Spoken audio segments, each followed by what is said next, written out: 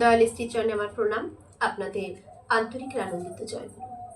আজকে যে বিষয়ে আলোচনা করব, যে কেবলমাত্র আশীর্বাদে অসম্ভব সম্ভব হয়, কিভাবে জীবনটা পাল্টে যায় শুধুমাত্র একটি আশীর্বাদের ফলে। তারই একটি সত্য ঘটনা আজকে আপনাদের কাছে আমি তুলে ধরব। ঠাকুরের দয়া, আচার্যদেবের আশীর্বাদ। কারণ আচার্যদেবী আমাদের ঠাকুরের মুক্ত রূপ হচ্ছেন আমাদের আচার্যদেব।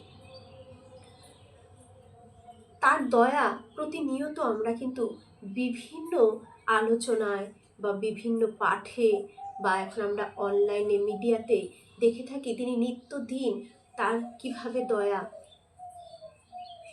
বর্ষণ হচ্ছে সকলের উপর। নানান ঘটনার মধ্য দিয়ে আমরা সেগুলো কিন্তু দেখতে পাচ্ছি, শুনতে পাচ্ছি, পড়তে পারছি। আর নিজেদের জীবনে তো ঘটেই চলেছে এমন কত ঘটনা। তো যাই হোক, আজকের বিষয় যেটা সেটা তুলে ধরছি। আমার জীবনেও নানান রকম ঘটনা আছে, যা শুনলে হয়তো আপনাদেরও খুব ভালো লাগবে।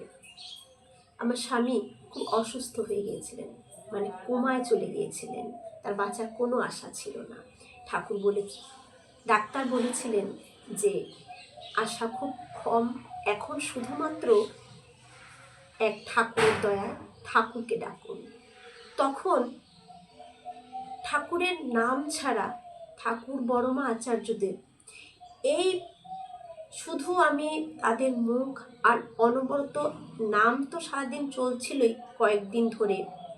যখন এই পরিস্থিতি এলো, মাথা থেকে আমার সব কিছু উড়ে গেল। আর সব কিছু উড়ে যাওয়ার পরে আমি একটা সাহসী, ঠাকুর ভেতরটা আমার এমন একটা সাহস জুগিয়ে দিল যে আমার চোখে জল পড়াটাও বন্ধ হয়ে গেল। শুধু অনবরত নাম কাকে বলে, আমার ভেতরে একটা বিশ্বাস জেগেছিল আমার ঠাকুরের কথা কখনোই মিথ্যে হতে পারে না। বড়মার একটা কথা আছে, বড়মা বলেছেন যে নামে অসম্ভব সম্ভব হয়। আর আচার্যদেবের কাছে নিবেদন করা হয়েছিল, তার আশীর্বাদ ছিল। সেইভাবে সে নামের জোরে আমার স্বামী কিন্তু সে কোমা থেকে বেরিয়ে এলো একদিনের নামে। 24 ঘন্টার মানে অনবরত শুধু নাম জপ আর শুধু তাদের দর্শন। এইভাবে যখন আমি ঠাকুরের কাছে নিবেদন করেছিলাম, তোমার সন্তান তুমি যেভাবে তুমি রাখতে চাও, যা ওর জন্য যা মঙ্গল তুমি তাই করবে।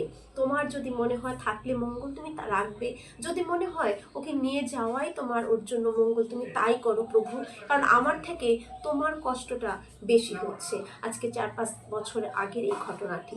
তো যাই হোক, এই ঘটনাটা আমি জানালাম এই কারণে, যে ঘটনাটা বলবো সেটার উদ্দেশ্যে এই ঘটনাটা বলা। তিনি সুস্থ হয়ে উঠলেন, তারপর কোমা থেকে বেরিয়ে এলেন। তার স্মৃতিশক্তিগুলো অনেকেরই যেটা জানা ছিল না, কিন্তু দেখা গেল স্মৃতিশক্তিগুলো মানে একদম চলে যায়, অনেক কিছু ভুলে যায়, একটা অন্যরকম মানে একটা না মানে ভাব ঠাব সব কিছু একটা চেঞ্জ হয়ে যায়, অন্যরকম একটা ভাব চলে আসে, একটা কেমন জানি একটা ধরনের হয়ে যায়। তো যাই হোক, এভাবে সে সময় কেমন ঝড় বা কেমন পরিস্থিতির মধ্যে আমার কাটছিল হয়তো আপনি সেটা ফিল করতে পারছেন। সেইভাবে আমার দিন কাটছে। আমার ছেলে তখন ক্লাস 9-এ পড়ে।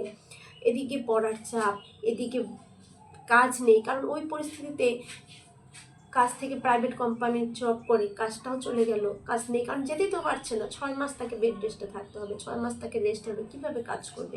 খুব কষ্টের মধ্য দিয়ে আমাদের দিন কাটছিল।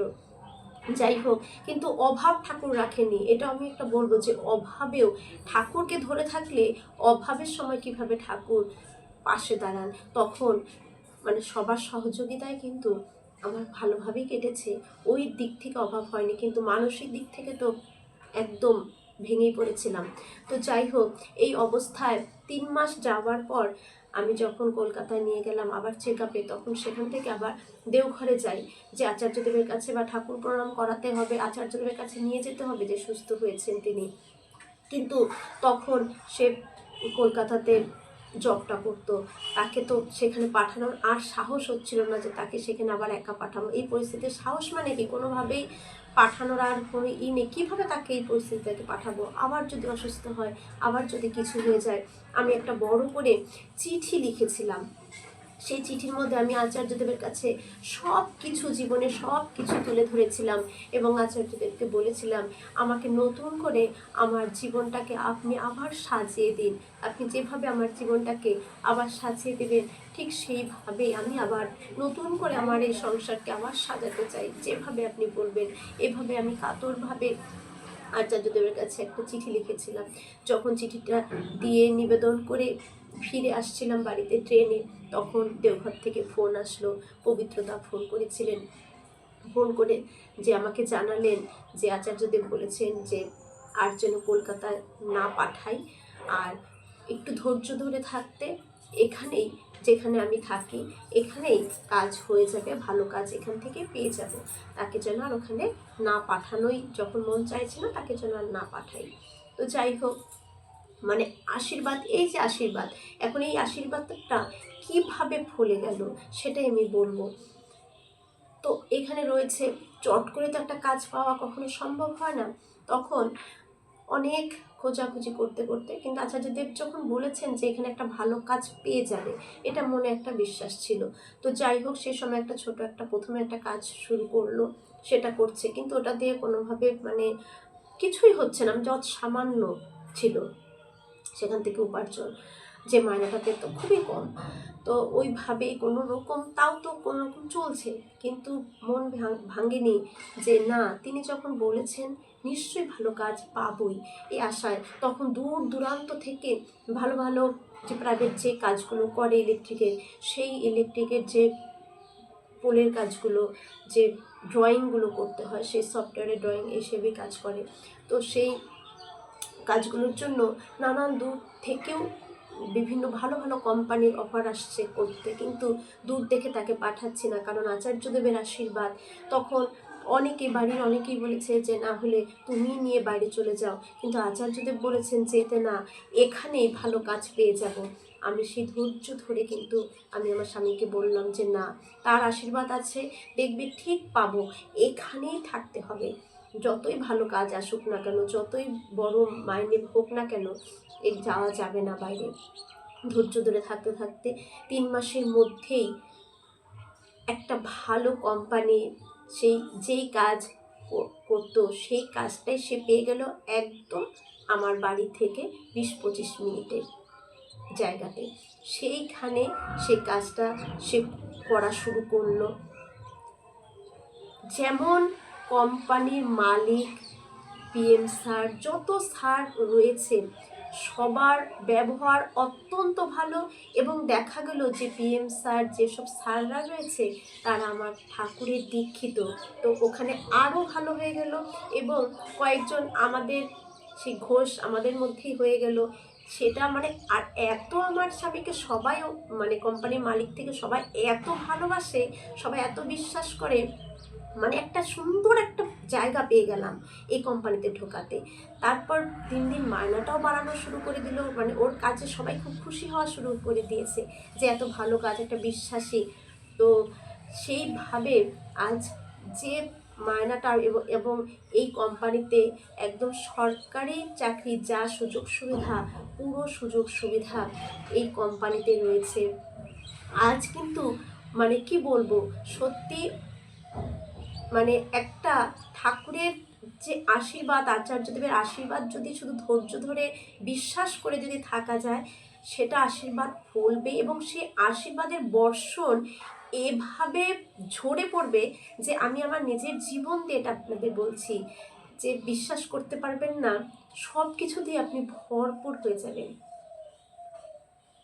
আজ আমি সত্যি ভরপুর, আমি খুব খুশি, আমি সব কিছু দিয়ে আমার আজকে আর অভাব নেই, খুব ভালো আছি আমি সব কিছু দিয়ে।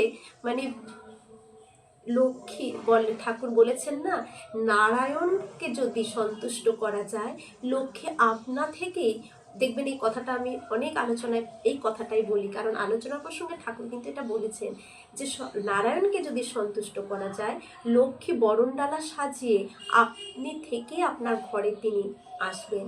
ঠিক তাই শুধু আমাদের ঠাকুরের বলাগুলোকে মেনে চলতে হবে।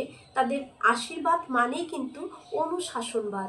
যা যা ঠাকুর যেভাবে যেটা করতে বলেছেন সেইভাবে যদি পালন করি না, আমাদের কিন্তু এই ফলগুলো আসবেই। এইভাবে দয়ার বর্ষণ আমরা পাবই। জীবনটা কোথা থেকে কোথায় চলে যাবে, আমি আমার জীবন দিয়ে কিন্তু বলছি, এটা কিন্তু কোনো গল্প নয়, এটা সত্যি আমার জীবন দিয়ে বলছি। আজ মানে কি বলবো, আপনাদের বলে বোঝাতে আমি পারছি না, এতটা ভালো আছি সব কিছু দিয়েই, এতটা ভালো আছি। তাই তার দয়া, তার যে আশীর্বাদ দেবে, যদি একটু দেরিও হয়, বিশ্বাস রেখে ধৈর্য ধরে থাকবেন, নিষ্ঠা সহকারে লেগে থাকবেন, ফল পাবেনই পাবেন। জীবনটা সুন্দর শুধু যদি তাকে নিয়ে চলি, তার কথাগুলো যদি মেনে চলি, তাহলে আমরা ভালো থাকবো, সুখে থাকবো। সবার মঙ্গল প্রার্থনা করি। আমার প্রিয় পরমেশ্বরী চরণে সবাই ভালো থাকুন, সুস্থ থাকুন। জয় গুরু।